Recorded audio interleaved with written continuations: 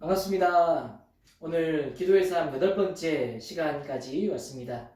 시간이 참 빨리 가는지 모르겠습니다. 어쨌든 이제 거의 책의 중간도 넘어서서 10주 정도로 생각하고 있는데 벌써 8번째 시간입니다. 오늘도 풍성한 시간 되기를 간절히 소망합니다. 사계절의 기도를 따라서 함께 기도하고 시작할 수 있도록 하겠습니다. 기도하겠습니다. 하나님, 오늘도 사계절의 기도를 따라 기도합니다. 우리 안에 욕망과 탐욕을 놓고 하나님 앞에 기도합니다. 우리는 너무나 쉽게 노력하기보다 어떤 행운을 바라고 살아왔음을 고백합니다. 어떤 때는 그것을 하나님께서 이루어 주셔야 할 의무로 여기기도 했습니다. 그러면서 왜 하나님은 내가 원하는 것을 들어주시지 않지? 하고 원망하기도 했습니다. 주님, 이런 것들이 이루어지는 것이 우리가 주님을 닮아가는 것이 아니라 세속적인 사람이 되는 것임을 깨닫게 하여 주옵소서. 이제 주님께 간절히 구하오니 우리가 노력하지 않고 얻고자 하는 행운보다도 하나님을 닮아가게 하시고 우리의 마음의 변화가 일어나는 기적을 베풀어 주옵소서. 나 같은 죄인이 이렇게 은혜로 살아가는 것이 기적임을 알고 깨닫고 살아갈 수 있도록 저의 이기심을 극복하고 작지만 희생하는 삶이 될 수 있도록 인도하여 주옵소서. 이제 기도의 삶 강의를 시작합니다. 하나님 은혜를 더하여 주시고 하나님의 얼굴을 구하며 하나님의 은혜를 체험하는 또 그것이 어떻게 알아가는 것인지를 알 수 있는 귀한 시간 될 수 있도록 인도하여 주옵소서. 감사드리며 살아계신 예수님의 이름으로 기도드리옵나이다. 아멘. 네, 오늘 8번째 시간은 파트 4 기도의 깊이를 더하다. 책에서는 챕터 11 하나님의 얼굴을 구하라. 부제는 하나님과 연합하고 영광을 즐거워하라. 이 부분을 함께 보도록 하겠습니다. 여러분, 우리가 하나님을 아는 것, 여러분 지식으로 하나님을 알 수 있죠. 또 어떻게 알 수 있는가 하면 경험을 통해서 하나님을 알 수 있습니다. 자, 어느 둘 중 하나만 안다면 여러분 온전한 알미라고 할 수 있을까요? 지적으로 하나님을 알면 우리의 마음은 냉랭해질 수 있습니다. 그러나 반대로 가슴으로만 하나님을 알면 우리는 미신적인 신앙이 될 수 있다는 것이죠. 특별히 여기서는 이 두 가지의 균형, 또 동시에 강조점은 특별한 체험, 사랑 이것에 있다라는 겁니다. 이 부분을 좀 강조해서 오늘 배워볼 건데요. 특별히 제가 지난주 온라인 세미나로 휴강하게 되었는데 기도에 대한 강의를 저도 들었습니다. 강사 목사님께서 하신 이야기 중에 하나가 대상자들이 목회자들이다 보니까 설교를 가지고 이야기하셨습니다. 어떻게 성도들의 마음에 은혜를 줄 수 있는가? 좋은 예화나 좋은 성경 해설이 우리는 그렇게 될 것이라고 생각하지만 사실은 좋은 예화보다도 우리의 가슴을 뜨겁게 하는 것은 성령님의 역사하심이다. 정말 저 마음속에 많이 와닿았던 내용인데요. 여러분, 우리의 가슴을 뜨겁게 하고 하나님을 깊이 있게 영적으로 체험하는 것, 그것은 여러분 성령님의 역사로 이루어지는 줄로 믿습니다. 특별히 책 속에서도 이 시작되는 이 서론 부분에 칼빈도 이런 이야기를 합니다. 아는 것으로 만족하지 말라. 사실 우리는 하나님을 아는 일에는 좀 노력을 기울이는 것 같다. 저는 그런 생각을 가집니다. 그런데 과연 우리가 기도의 자리로 나아가고 정말 우리의 가슴이 뜨거워지는 그런 체험, 영적인 경험 이런 것은 좀 부족하지 않는가. 그런 부분에 있어서 오늘의 강조점은 바로 그 부분에 있습니다. 우리의 가슴을 뜨겁게 하고 정말 우리가 하나님을 깊이 있게 만나는 것, 바로 그 큰 주제가 기도인 것처럼 기도를 통해서 여러분 그것을 경험하는 것이죠. 오늘의 기도의 깊이를 더하다. 기도의 깊이를 어떻게 더하느냐? 오늘 큰 주제가 바로 이거죠. 하나님의 얼굴을 구하라. 왜 하나님의 얼굴을 구하는 게 중요한지, 또 어떻게 구하면서 나아가야 되는지를 배워봄을 통해 우리의 가슴이 좀 뜨거워지는 그런 은혜의 시간 되기를 소망합니다. 자, 첫 번째, 부자인데 가난에 시달리는 크리스천. 우리의 삶이 어떤 모습인지를 이 책의 시작은 이렇게 비유적으로 설명으로 시작합니다. 여러분, 누군가가 여러분들에게 유산을 남겼다고 가정해 봅시다. 근데 그 유산을 받으려고 보니까 세금도 많이 떼고 또 준비해야 될 절차가 너무 복잡한 겁니다. 사실 이 유산이 얼마 되지도 않을 것 같은데 라는 생각을 가지고 있었는데 차라리 안 받고 말겠다라고 생각하고 이렇게 살아갔습니다. 그런데 한 푼도 아쉬운 때가 이제 되어서 번거로운 과정을 거쳐서라도 작지만 그 유산을 이제 받아야겠다 생각하고 그 유산을 받는 절차를 진행합니다. 근데 유산의 금액을 받는데 깜짝 놀란 겁니다. 자기가 생각했던 것과는 다른 엄청난 금액이 사실은 여러분 남겨져 있던 겁니다. 여러분 그렇게 됐을 때 우리들의 마음은 어떤 마음이 들까요? 야, 이럴 줄 알았으면 진작에 받아 놓을 걸. 괜히 지금까지 이 고생을 했구나. 이 돈 받으면 편하게 지낼 수 있었는데 라는 마음이 들 겁니다. 이 이야기를 왜 하는가 하면 이 그리스도인들이 사실은 엄청난 유산을 받은 자들이라는 거예요. 그리스도를 통해서 사실 우리는 엄청난 것을 소유한 부자들입니다. 하나님을 아버지로 모실 수 있고 거룩한 생명을 소유했고 영원한 생명을 소유하게 되었다는 거죠. 성령님을 우리의 마음에 모시고 여러분 살아가는 사람들이라는 겁니다. 그런데 너무나 이것을 모르고 살아가는 사람들이 많이 있다라는 거죠.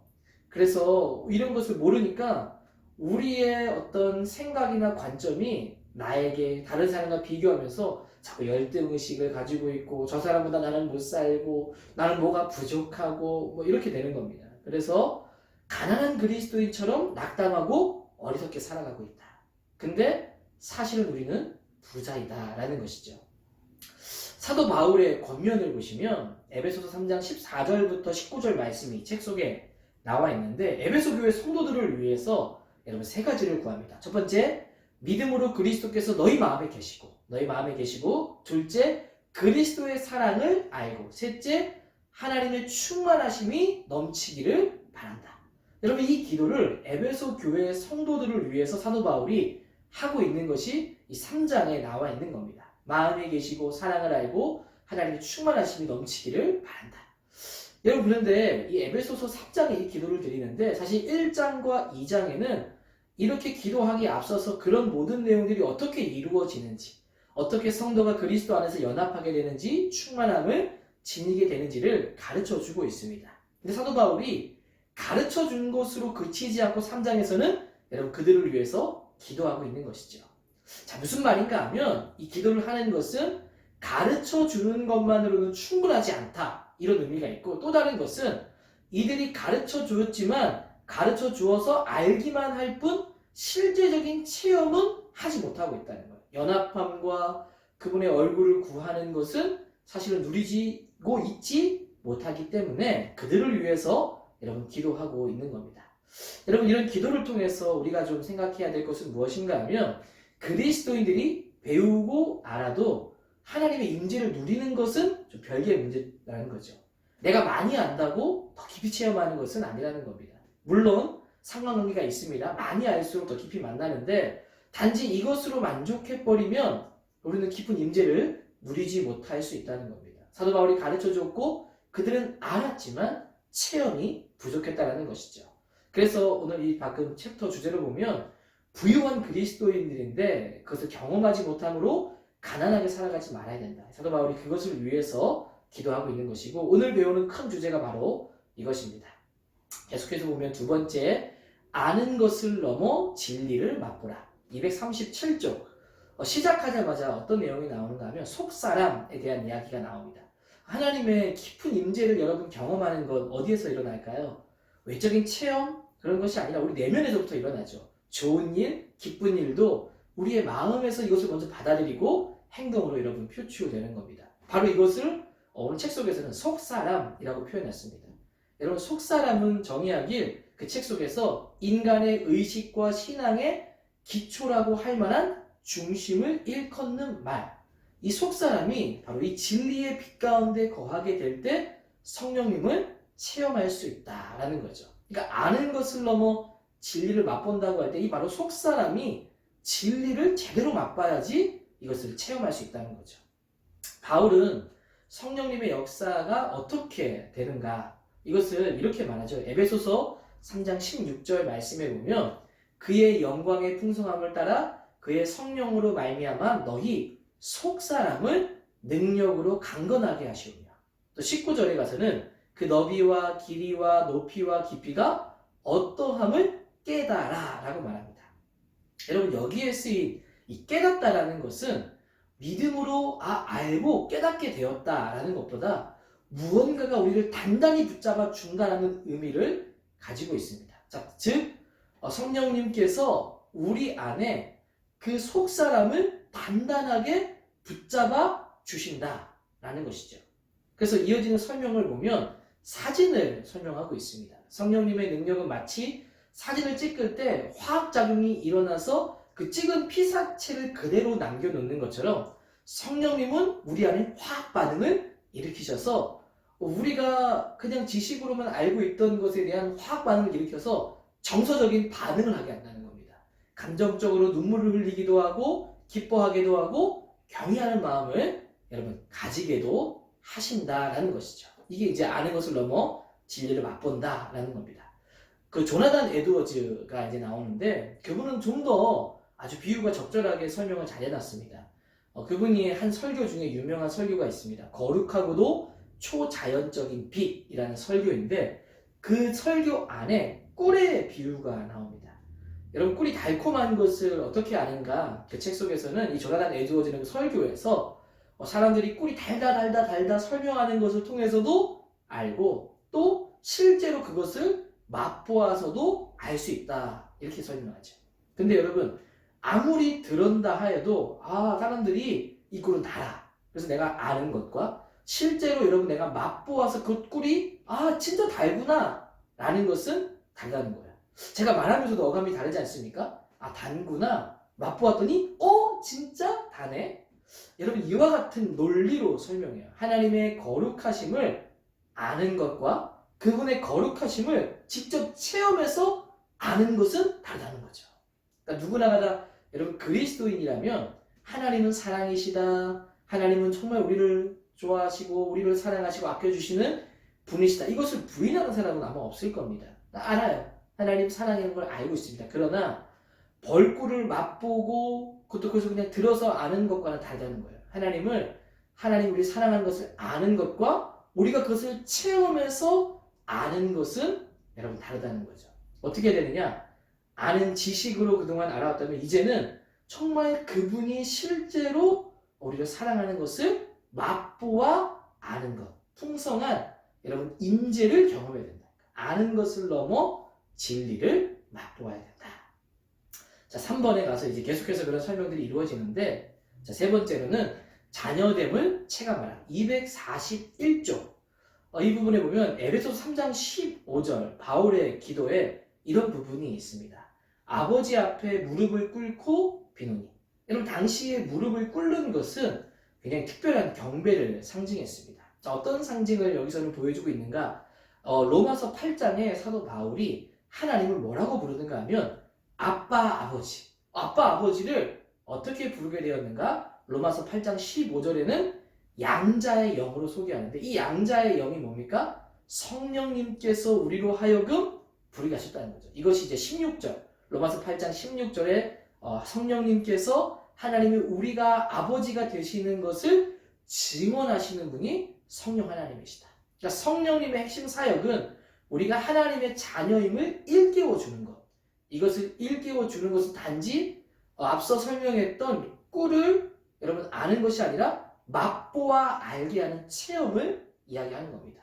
그러니까 자녀됨을 체감하라 라는 것은 우리가 성령님을 통해서 여러분 이것을 경험할 수 있다라는 것을 이야기해 주는 겁니다. 이 설명을 아주 예를 잘 들어놨는데요. 책 속에 보시면 17세기 청교도 목사 토머스 굿윈이라는 사람이 어느 날 어떤 한 부자 지간을 보게 되는데 그 아버지와 아들이 갑자기 길을 걷고 있는데 그 아버지가 아들이 너무 사랑스러웠는지 아들을 안고 뽀뽀하고 사랑한다라고 한참을 안아주다가 이제 내려놓고 같이 길을 나서는 겁니다.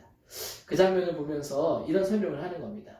안아주고 사랑하고 뽀뽀한다고 해서 그 아들이 더 존귀해졌을까요? 라고 얘기하는데 그러한 행동을 하지 않아도 이미 그는 아들이고 사랑받는 아들이고 아버지와 아들 관계는 변함이 없다는 거예요. 그걸 한 행동과는 상관없이 그 아버지와 아들이라는 사랑의 관계는 계속 이어진다는 거죠. 근데 뭔 차이가 있는가 하면 그 아들이 느끼는 체감을 다르다는 겁니다. 아버지가 안아주고 뽀뽀해주고 사랑해준 것 이것을 체감하기 전에 내가 아버지의 아들이라는 것을 아는 것과 그것을 체감한 후에 아는 것은 다르다는 것이죠. 이것을 알게 하는 게 뭐냐? 이런 체험, 아버지의 안아줌을 알게 하는 게 성령님이고 성령님을 통해서 우리가 내가 하나님의 자녀라는 것을 깨닫게 되는 거예요. 이게 바로 꼴을 맛보아서 안다라는 것이죠. 그래서 여러분 에베소서 5장 18절에 보면 아주 유명한 말씀이죠. 성령의 충만함에 대해서 말씀합니다. 여러분 그 성령의 충만함을 비교해서 볼 때 그 충만함을 뭘과 비교하냐면 술 취함에 대한 것과 함께 나오고 있습니다. 이 주석마다 조금 내용이 다르긴 한데 사실 성령에 취한 것과 술 취함, 여러분 술 취함은 어떻게 행동하게 됩니까? 정신이 혼미한 상태로 뭐 어떤 용기를 가진다고 하지만 제정신이 아닌 상태로 여러분 이야기하는 겁니다. 그런데 성령의 충만함은 뭐냐면 술과는 완전 반대로 오히려 정신이 더욱더 또렷해지는 것, 더욱더 의식이 선명해지는 것, 더욱더 총명해지는 것을 말합니다. 그러니까 성령의 충만함은 우리가 더욱더 또렷하게 알게 된다는 것, 명확하게 인식하게 된다는 것이죠. 자, 성령의 충만함이 된다는 것은 우리가 자녀됨을 아는 것과 연관지어서 볼 때 그냥 무의식적으로 아는 게 아니라 또렷하게, 이 또렷하게 명확하게 안다는 것은 그냥 알을 말하는 것이 아니라 체험적으로 아는 것을 말해주고 있습니다. 자, 계속해서 보시면 네 번째, 사랑을 깨달아 알라. 자, 243쪽에 나와 있는데 특별히 바울에 대한, 에베소서에 대한 설명이 많이 나와 있는데 여러분 바울은 에베소서 3장에 여러분 깨닫게 되기를 구합니다. 여러분 여기서 깨닫는다는 의미는 믿음, 뭔가 알게 된다는 의미도 있지만 사실은 또 깊게 어원을 찾아가서 보면 씨름이라는 의미를 담고 있어요. 씨름이라는 게 뭡니까? 계속 씨름한다 그러죠. 우리가 뭔가 말씀을 하나 붙잡고 씨름한다 그러면 놓치지 않고 계속 붙들려 있다는 것을 말합니다. 이러한 의미를 담고 있다는 거죠. 자, 사랑을 깨달아 알라. 어떻게?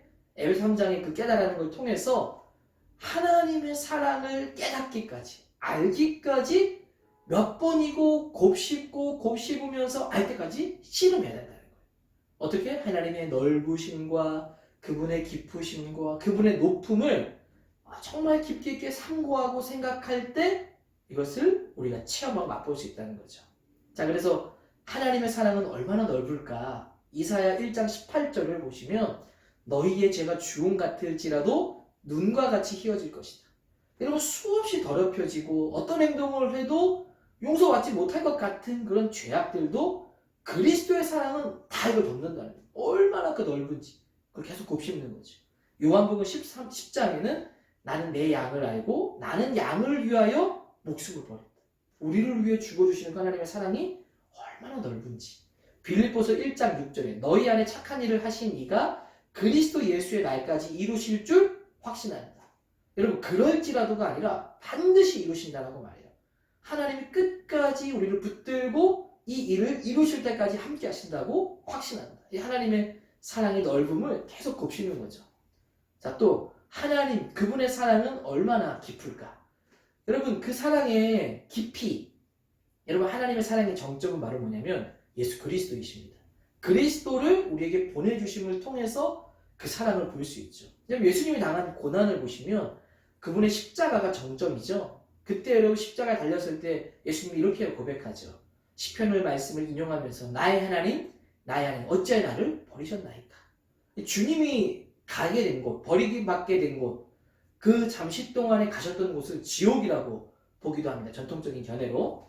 그만큼 낮은 곳으로 가셨다라는 것. 이걸 묵상하면 묵상할수록 곱씹으면 곱씹을수록 얼마나 하나님의 그 사랑이 깊은가 그것을 볼 수 있다는 거죠. 자, 그분의 사랑은 얼마나 또 높냐. 요한복음 17장 아버지여 창세전부터 나를 사랑하시고 요한 1서 3장 2절 장래에 어떻게 될지 아직 나타나지 않았으나 그가 나타나시면 우리가 그와 같은 줄을 아는 것은 그의 참 모습을 그대로 볼 것이기 때문입니다.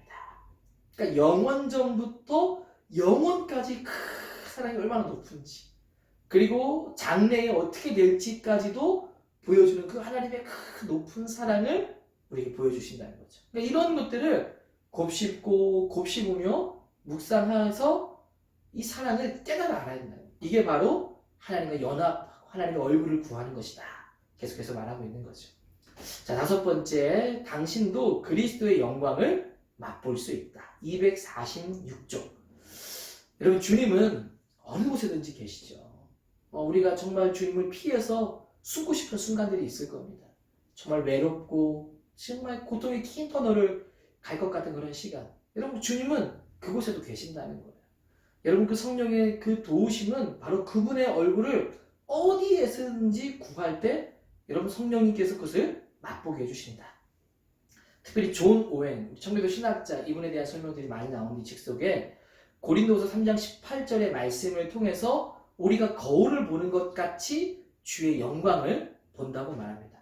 그는 어떻게 그분의 영광을 바라볼 수 있는가? 정말 그분의 영광을 보고 싶다면 그분의 영광을 바라볼 때까지 정말 그분을 묵상하고 그분의 영광을 주목하고 정말 방법을 익혀야 한다라고 존 오웬은 여러분 조언합니다. 그러니까 멈추지 않는다라는 것이죠.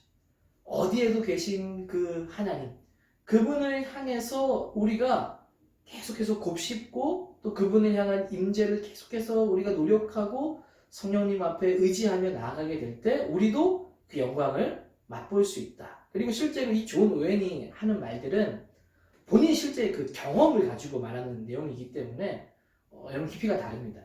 사실 저도 목회자이지만 내가 경험하고 내가 만난 하나님을 좀 말씀으로 선포할 때 능력이 다르다는 걸 느끼거든요. 늘 부족하긴 하지만 정말 여러분들도 삶에 마찬가지로 내가 그분의 영광을 보고 싶은 그 마음을 가지고 주목하고 그것을 익힐 때 그분 앞에 나아갈 때 그 영광의 임재를 우리가 맛볼 수 있다라는 겁니다. 여섯 번째, 진리와 체험을 한데 아우로라 251쪽인데 이 존 오웬에 대한 이야기가 또 나오는데 여러분 우리가 아는 것이 많은 것과 신앙적으로 많은 일을 해도 아까 처음에 말씀드릴 때 은혜가 없을 수 있다고 했지 않습니까?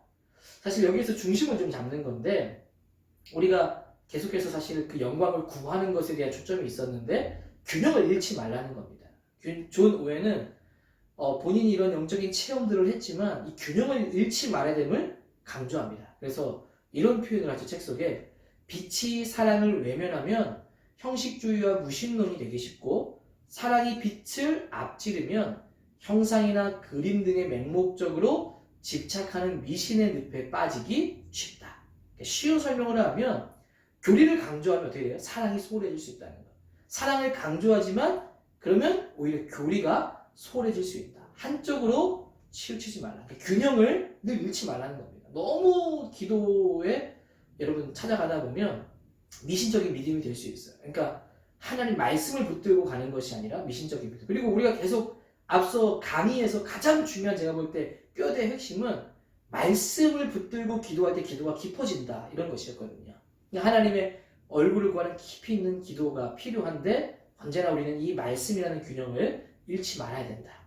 근데 이 존 오웬이 성령에 속한 생각이라는 논문의 한 부분에 만약 이 둘 중에 만약 하나를 선택하라고 한다면 어떻게 할까? 이런 얘기를 해요. 빛이 감정을 변질시키고 사랑보다 앞서는 쪽보다 사랑이 지성을 누르고 빛을 앞지르는 편이 낫다. 저도 이 말을 몇 번이나 곱씹고 봤는데 그러니까 굉장히 파격적인 말이라고 합니다. 파격적이죠. 왜냐하면 균형을 강조했고 또 청교도들은 사실은 어떤 감정적인 사랑보다도 굉장히 교리적인 부분, 진리적인 부분을 강조했는데 이분의 설명은 오히려 차라리 둘 중에 만약 하나를 선택한다면 빛이 아니라 사랑을 선택하라 이렇게 얘기하고 있는 거거든요. 그러니까 하나님을 체험하고 하나님을 더 깊이 알아가는 기도 생활이 차라리 더 좋다. 사랑과 애정을 선택하는 것이 더 낫다. 이렇게까지 설명합니다. 자, 여러분 균형을 잃지 않게 그럼에도 우리가 좀 더 어디에 집중하는가 하면 바로 하나님의 얼굴을 구하는 이 기도에 우리가 좀 더 두어야 된다. 이것을 존 오웬은 이야기하고 있습니다. 자, 마지막 일곱 번째, 내가 하나님을 그러면 사랑할 때 256쪽 이 부분에는 마지막에 이제 어거스틴의 고백록을 이야기합니다. 이제 마지막 부분인데 여러분 여기서 계속해서 강조하는 것이 바로 그분과의 연합, 체험이죠. 계속 존 오웬도 마지막에 말하는 것처럼 하나를 선택하라면 사랑의 체험을 선택하라는 것처럼 만약 우리도 좀 삶의 자리에서 정말 말씀도 읽고 기도도 해야 되고 그 중에 내가 어떤 걸 선택한다고 할 때 좀 더 우리가 선택할 수 있다면 하나님 앞에 좀 더 기도하고 엎드리는 것을 더 강조하고 있다는 것, 신앙의 위대한 거장들도 그렇게 얘기했다라는 것을 좀 생각해 볼 필요가 있습니다. 특별히 어거스틴도 여러분 이것을 강조하는데 성령님을 통해서 우리가 하나님을 사랑하게 될 때 우리 내면의 갈망이 충족된다. 사실 우리가 열심히 살아가는 것도 사실 내면의 공허함 때문이거든요. 뭔가 채우기 위해서 뭔가 성공하고 이루고. 근데 이걸 어떻게 채워지냐면 성령님을 통해서 어떻게 하나님을 사랑할 때 이게 채워지기 시작한다는 거예요. 이 어거스틴도 그런 것들을 경험하면서 그의 고백록, 아주 유명한 대작이죠. 그것을 통해 잘 표현하고 있는데 그 책에 아주 길게 마지막에 인용해서 쓰여져 있는데 한번 쭉 읽어보시면 좋을 것 같습니다. 제가 한번 여기서 간략하게 한번 줄여서 읽고 오늘 강의를 마치려고 하는데 한번 읽어보도록 하겠습니다. 당신을 사랑하지 않으면 내가 무엇을 사랑한단 말이오. 하나님을 사랑한다고 할 때 그분의 나의 내면 깊은 곳의 소리까지 끌어안습니다. 어떤 공간에도 담을 수 없는 빛이 내 심령에 가득 차게 됩니다. 어떤 시간도 품을 수 없는 노랫소리가 가득합니다. 어떤 바람도 실어주지 못할 향기를 맡습니다. 먹어도 질리지 않는 진미를 맛봅니다. 아무리 끌어안아도 끝이 없는 포만감이 있습니다. 내가 하나님을 사랑할 때 말입니다. 우리가 하나님을 사랑하게 될 때, 또 곱씹고 곱씹을 때, 우리 하나님을 찾아갈 때 성령님께서 그냥 꿀을 아는 것이 아니라 맛보아 알게 하신다는 거예요. 그러면 우리 안에 채워짐이 있다는 거죠. 우리가 하나님을 사랑할 때 이런 일들이 일어나게 될 것이다. 기도의 깊이를 더하는 것, 하나님의 얼굴을 구하는 것, 연합하는 것, 곱씹고 그분 앞에 나아가고 사랑으로 정말 그것을 체험하게 될 때 우리가 그런 영광스러운 경험들을 하게 된다라는 겁니다. 자, 오늘 강의는 여러분 여기까지입니다. 오늘 아까 말씀드린 대로 네 번째 기도의 깊이를 더하다 챕터 11 하나님의 얼굴을 구하라 였습니다. 페이지는 231쪽부터 259쪽까지였습니다. 자, 이제 다음 주는 파트 5 이렇게 기도하라. 감사와 찬양이 먼저다와 그 다음에 고백과 회개는 필수다.